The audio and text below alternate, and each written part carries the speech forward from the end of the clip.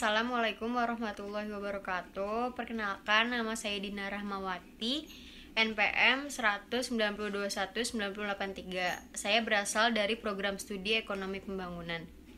Dosen pembimbing oleh Dr. Asnita Frida Sebayang, SEMSI. Dan di sini saya akan mempresentasikan hasil penelitian saya yang berjudul Pengaruh Jumlah Penduduk, Indeks Pembangunan Manusia, dan Upah Minimum Provinsi terhadap Kemiskinan Ekstrim di 34 Provinsi Indonesia tahun 2021 hingga tahun 2022. Apa itu kemiskinan ekstrim? Kemiskinan ekstrim adalah kondisi ketidakmampuan masyarakat dalam memenuhi kebutuhan dasar, seperti makanan, air bersih, sanitasi layak, kesehatan, tempat tinggal, akses informasi terhadap pendapatan, dan juga layanan sosial. Untuk kemiskinan itu sendiri masih menjadi tantangan serius bagi Indonesia.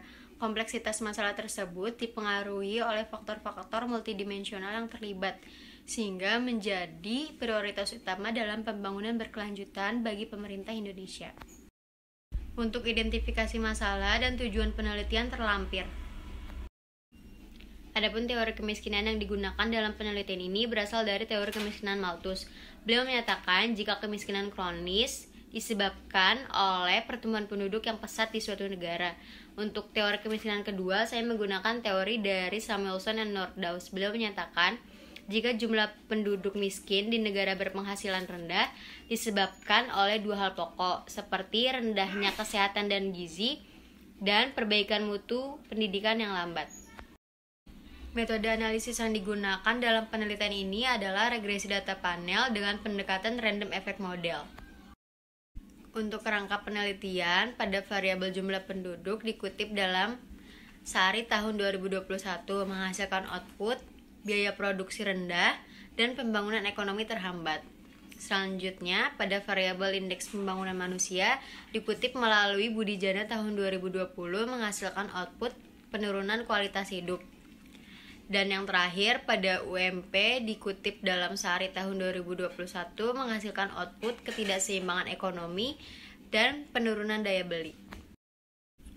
Hasil dan pembahasan penelitian dapat dijelaskan sebagai berikut.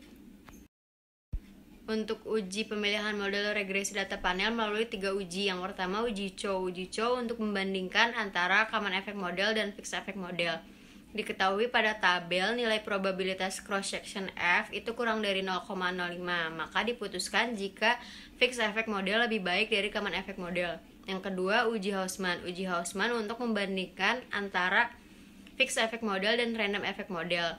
Diketahui nilai probabilitas cross section random itu lebih dari 0,05, maka diputuskan jika random effect model lebih baik dari fixed effect model. Dan untuk keputusan terakhir melalui uji Lagrange multiplier. Diketahui nilai probabilitas Gross-Pegan itu kurang dari 0,05, maka diputuskan model terbaik pada penelitian ini adalah menggunakan random effect model. Untuk pembahasan selanjutnya mengenai uji asumsi klasik. Uji asumsi klasik yang saya gunakan ada 3. Yang pertama ada uji multikolinier. Diketahui nilai determinan koefisien antara variabel jumlah penduduk, indeks pembangunan manusia, dan upah minimum provinsi kurang dari 0,85, maka dapat diputuskan jika terbebas dari masalah multikolinier. Selanjutnya ada uji autokorelasi. Uji autokorelasi diketahui nilai Darwin-Watson itu lebih besar atau di antara -2 dan dapat diputuskan jika terbebas dari masalah autokorelasi. Uji yang terakhir adalah uji normalitas. Diketahui nilai probability Jarque-Bera di atas 0,05, maka diputuskan jika data tersebut berdistribusi normal. Hasil regresi data panel diketahui apabila variabel JP, IPM, dan UMP besar sama dengan 0, maka pengaruhnya terhadap kemiskinan ekstrim yaitu sebesar 2.851.640 jiwa. Selanjutnya, jika jumlah penduduk mengalami peningkatan 1%, maka akan diikuti pula pada peningkatan kemiskinan ekstrim sebesar 173.400 jiwa.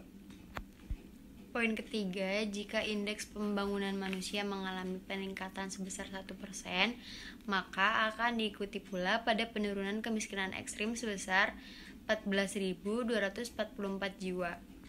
Dan yang terakhir, jika upah minimum provinsi mengalami peningkatan sebesar 1%, maka akan diikuti dengan penurunan kemiskinan ekstrim sebesar 211.116 jiwa.